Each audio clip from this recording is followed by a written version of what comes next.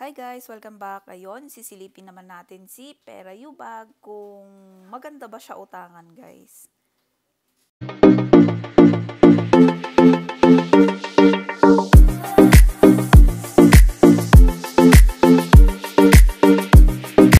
So, kagaya din ito ng mga ibang apps, kailangan muna nating i-register yung number natin and yung verification code na isi-send sa number natin na i-register natin. Yan, enter nyo lang yan guys. And then, ito na yung makikita nyo sa dashboard natin, pero hindi pa yan yung actual na malulong natin. Yan lang daw yung maximum nila. So, ayan, i-allow-allow nyo lang ito. Agree pala. Ayan siya.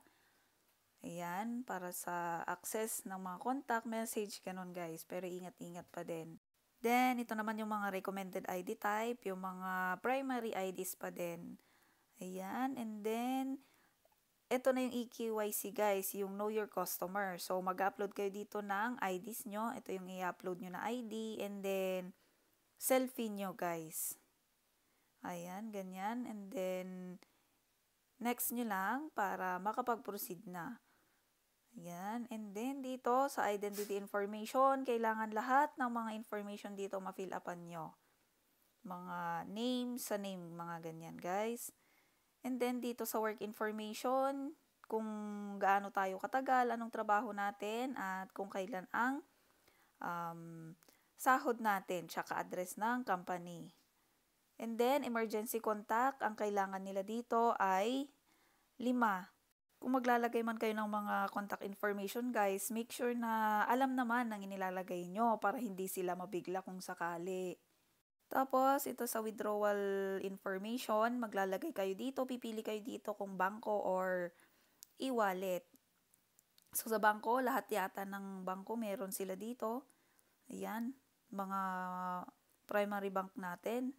And ang e-wallet is GCash, mga CoinsPH, PayMaya.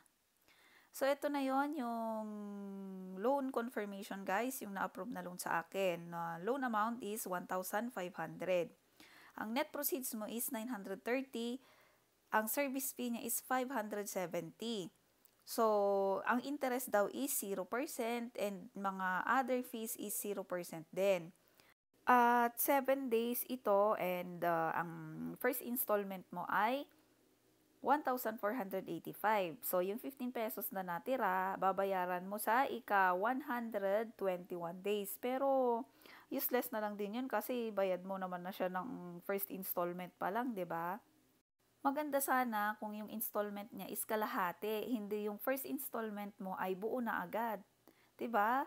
Parang 7 days, saan mo naman hindi mo pa nagagamit yun, tapos ibabayad mo na ulit, kahit man lang sana 30, ganon, or 14 days, at least, na-i-budget na natin sa sahod natin, di ba?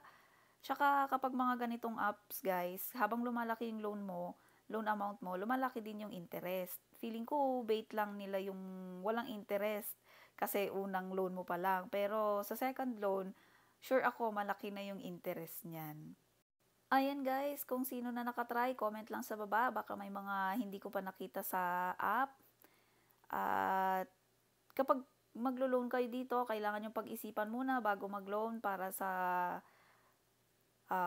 less stress or para walang stress guys. Kasi yung ibang ganito, kapag na-overdue ka or yun, mga malapit ka na magbayad, ang dami nang tumatawag. Tsaka yung lagi kong sinasabi na kapag nag-register tayo sa mga ganitong app, yung number natin, hindi rin safe yon. Ibibigay din nila sa mga sister company nila or sa mga ibang loan apps. Kaya kung may mga registered number kayo na hindi nyo naman masyadong ginagamit or hindi pang transaksyon nyo, yun na lang din gamitin nyo. At para sa mga hindi pa nakakapag-subscribe guys, consider subscribing para ma-update kayo sa mga bago ko pang mga uploads na kagaya nito. Bye!